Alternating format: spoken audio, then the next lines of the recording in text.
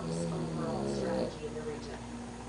Well, I'm not sure Trump really has a strategy in the region. I think he had a moment to take a shot at Soleimani, and given the escalation of the past few months, which really started with Trump's decision to walk away from the nuclear deal, and the efforts and attracting stimulus on Iran since then, with Iran conducting various Shia militias conducting attacks on U.S. Positions in Iraq. You know, these attacks in the Gulf over the summer